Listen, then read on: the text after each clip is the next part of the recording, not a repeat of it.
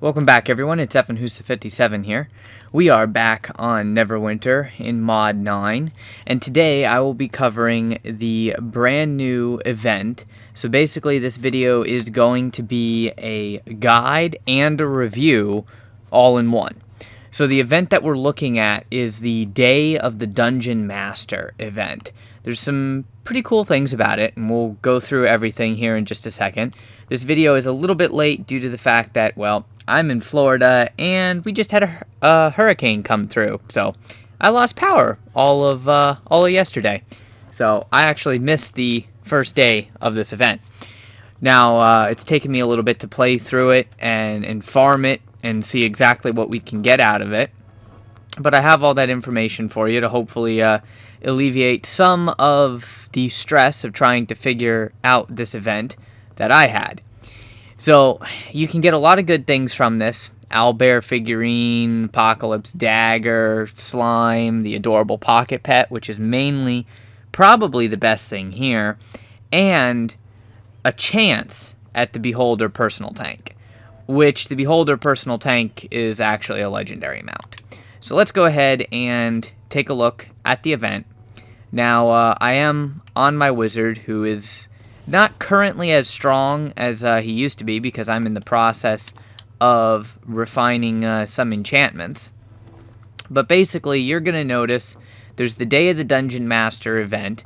It was about a 28-day event, and you're going to have a quest to come to the Protector's Enclave. Once you are in the Protector's Enclave, there's going to be two things that you notice.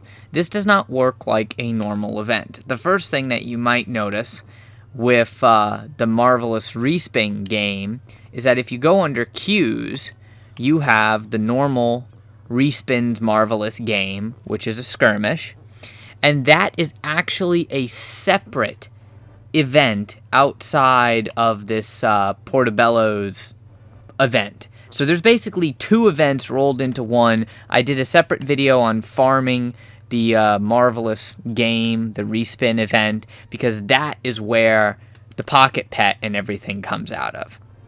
Now, the other thing that you're going to notice before I show you the rewards is if you go under campaigns, you're going to see two campaigns at the bottom. You're going to see Day of the Dungeon Master, Respin's game, and this is a very easy campaign to do. Basically, one time doing the little skirmish will give you the items that you need to complete this campaign. And the only real thing that it gives you and unlocks for you is it allows you to change the color of the Lathander's dew. So to fit my control wizard, I chose the Icewind Freeze, the white Lathanders.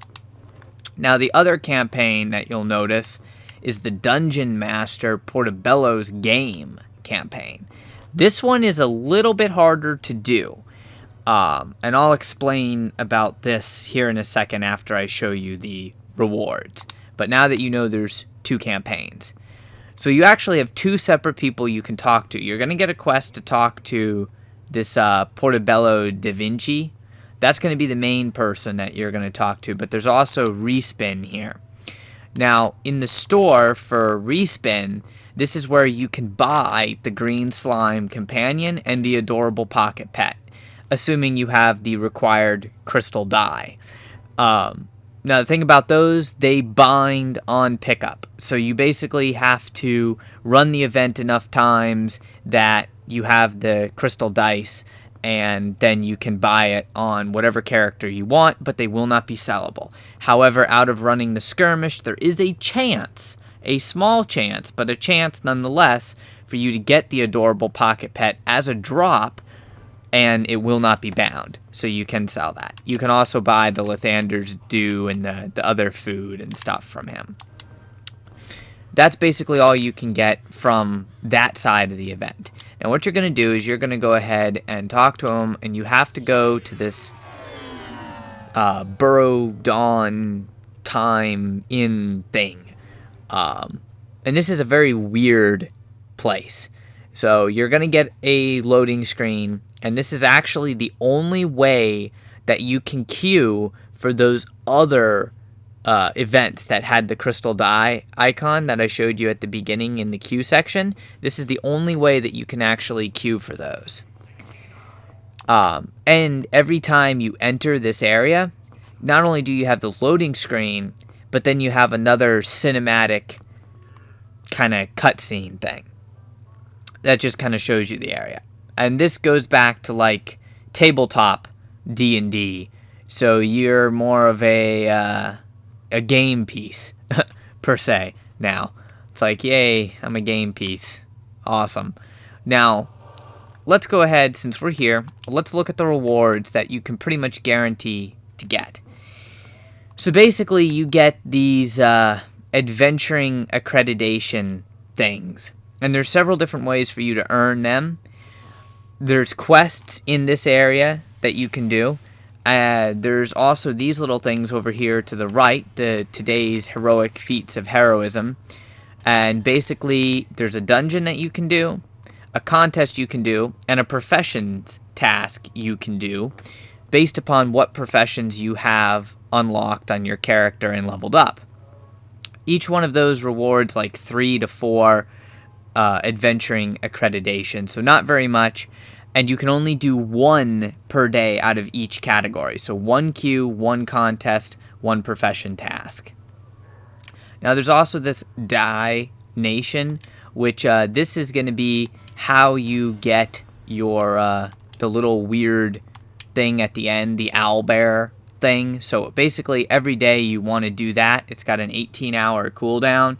After 20 days you'll get that little figurine, so that's basically a guaranteed thing.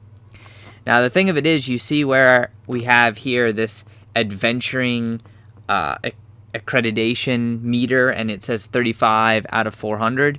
Well, 400 is the max, but you can only earn 100 per week, which is kind of sad because it means that you have to do it for 4 weeks, and it's not hard to earn this 400. So there's a few things that you're guaranteed to get if you do the campaign. You'll get Portobello's Wand to Sight, which is marginal.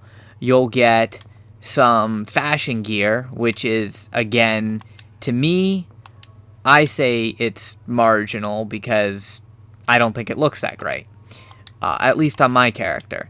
You'll also get a companion, which is pretty good. I mean, it's nice. It binds on pickup, but it's a free companion. And you can get a artifact, and it's an artifact of power, the Apocalypse Dagger. So that's kind of the main reason why anybody really runs this campaign, is for that.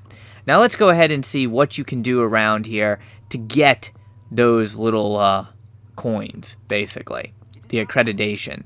You're going to get a quest every day. Welcome to the campaign.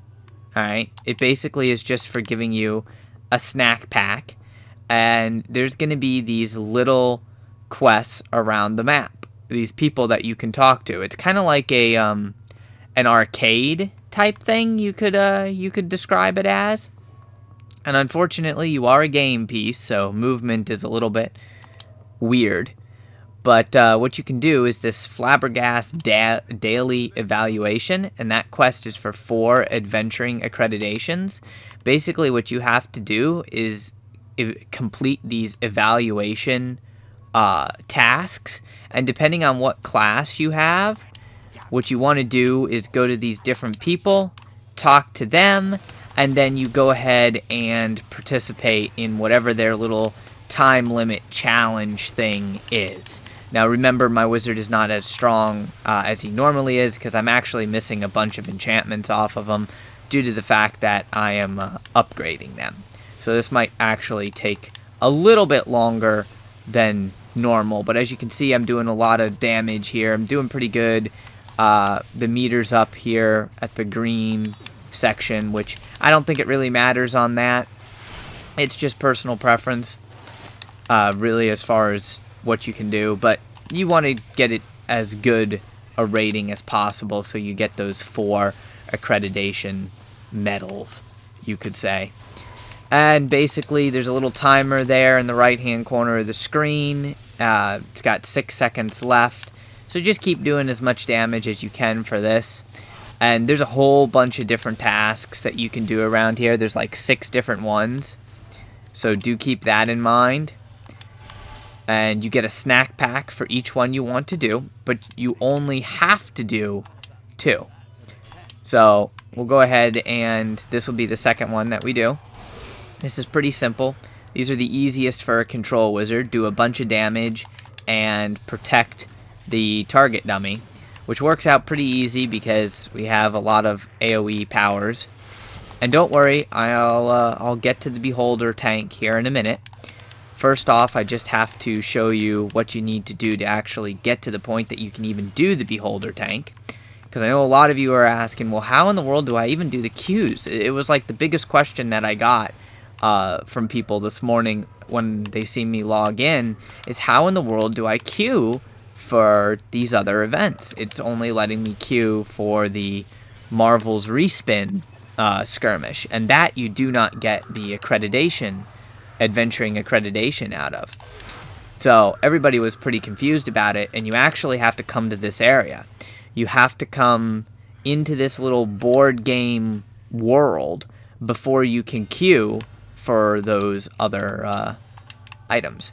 So there you go. You do those 2 quests, or actions, whatever you want, and now you can come back here, turn in this quest, which that gives you 4 adventuring accreditation right there. Perfect. Bam. Boom. Done. And there's other ones that you can do if you want more of those snack packs for the food. I don't personally think the food is that great. So, whatever. Now, there's 2 ways that you can do this queue. Now that you're in this area, you can go ahead and you'll see that you can queue for the first week is Trial of Traps. The second week is Artificer's Workshop. This is where you have a chance of getting that personal beholder tank. It is a RNG drop, and to my knowledge, with any research and everything that I've been able to look up and figure out on this, there is nothing that increases or decreases your chances, your RNG, of getting that personal tank as a drop. Absolutely nothing. So that's how you do that. Now I'll show you what you get from that run in a minute. I'm also going to do one other quest here. I'm going to show you how to do this one because this will give you a couple more of the accreditations. This is Flabbergast Foot Race. Pretty easy. To start it, go ahead and go to the bleachers. Press A to signal that you're ready. And you have approximately 10 seconds. Maybe a little bit over 10 seconds until it actually starts.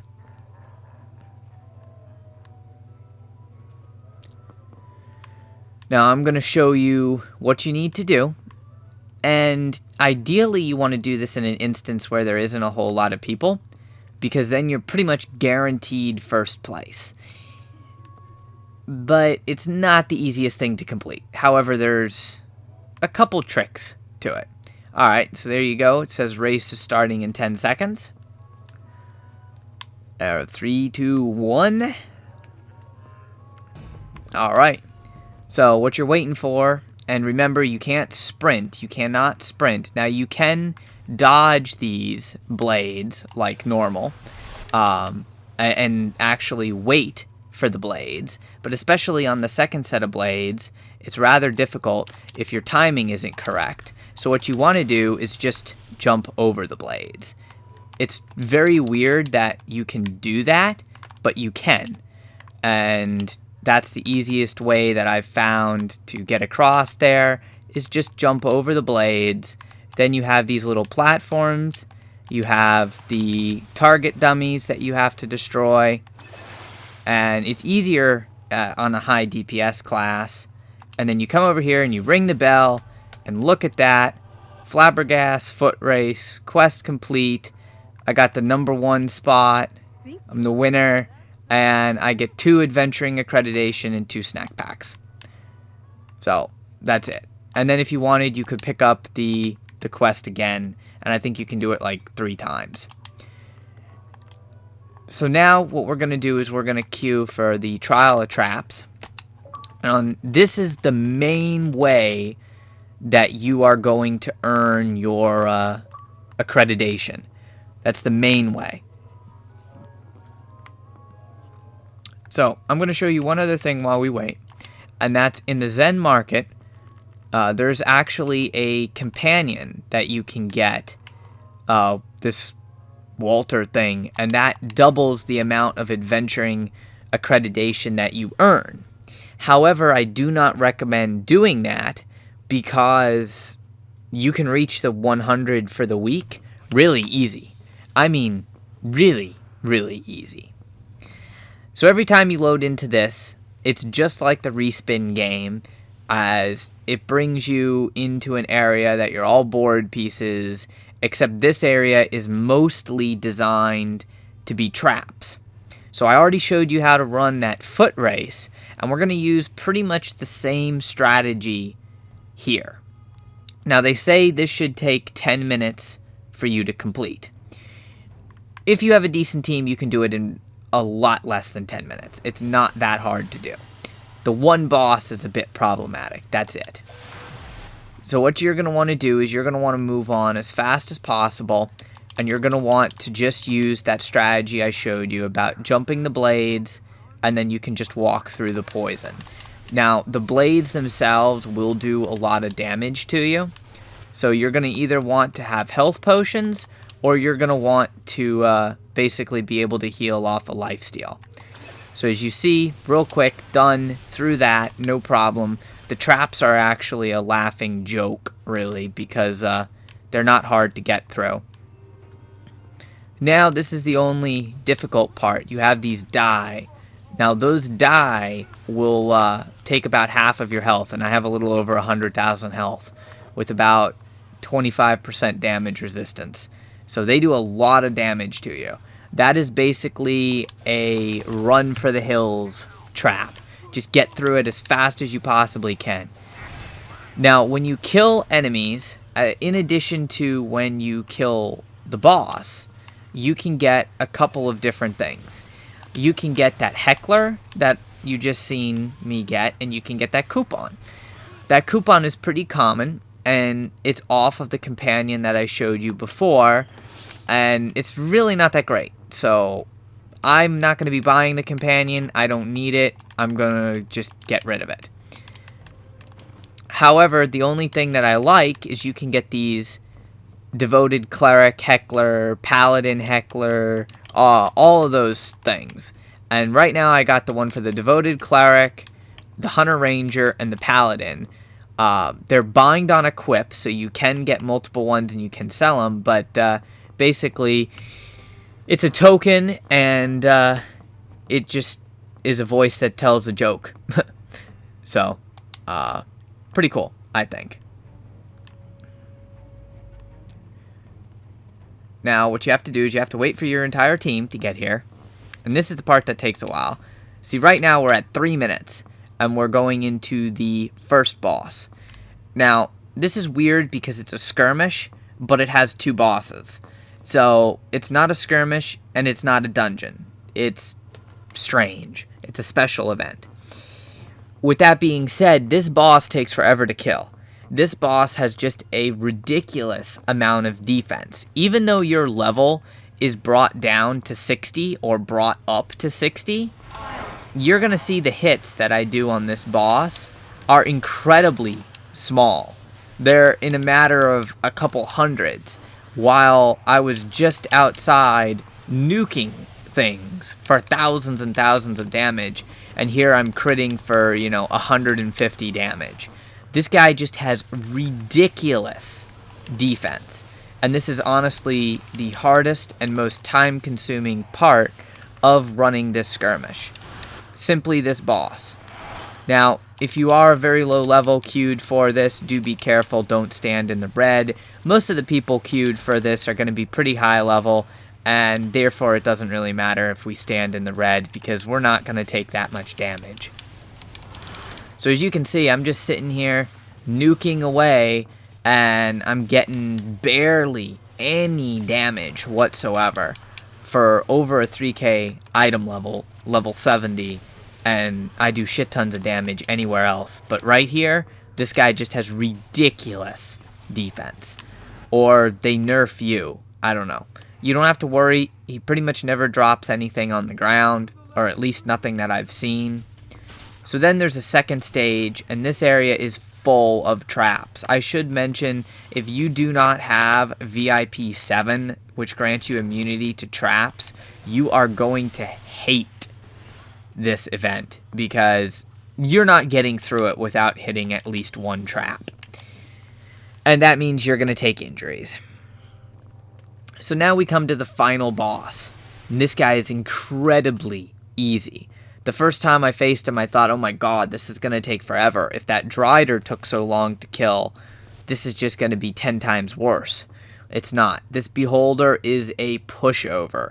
I probably will not even get through my full rotation depending upon the team that I have. So I'm simply going to drop a daily on him and remove, a quarter of his health bar without any buffs.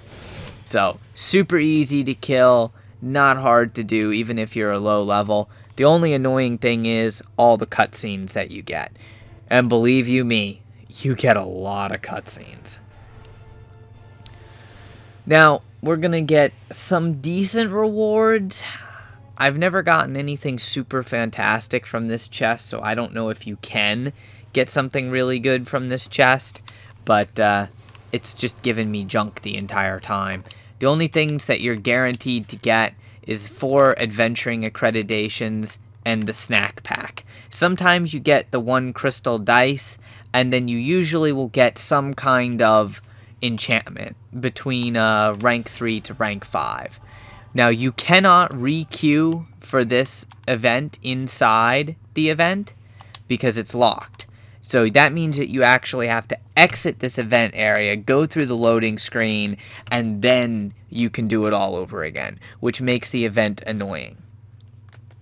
That's how you run the event. That's everything you need to pretty much know about the Day of the Dungeon Master. Now, for my review portion, do I like this event? Yeah, it's kind of cool. It's neat. I like the whole the tabletop thing. I'm very depressed with the rewards, though, from it. The rewards from it are less than ideal, and the only thing that everybody really wants, that personal tank, is hidden behind so much RNG that it's going to be almost impossible for me to get. As far as getting all of these bound to character, like the artifact and the companion and all of that, that's not going to be hard to do. I've only played this for a matter of a couple hours, testing things out and just running it, and I already have 45 of the accreditations, and I still have multiple days to go for the week. So I like the event, but other than like on a character that needs the artifacts and the companions and stuff, I would recommend that you actually farm the respin, Marvelous Respin game, because out of that, you can definitely get the adorable pocket pet, which is a very, very good item. I have one on my character, and I'm trying to get a couple more. But out of this event, well, you just have to pray that you have really good RNG, and in the second week, maybe you'll be able to get your hands on one of those personal tanks. So, all I can say is good luck with that. Hopefully you guys enjoy the event and you enjoyed the video. If you can go ahead and give it a like and a share, I really would appreciate that. It helps with the searchability of videos here on YouTube. And just as a heads up, I will be back to streaming on Twitch more frequently as soon as the power issues have been restored from this hurricane. So hopefully everybody's doing good. I will catch you all next time. Thanks for watching.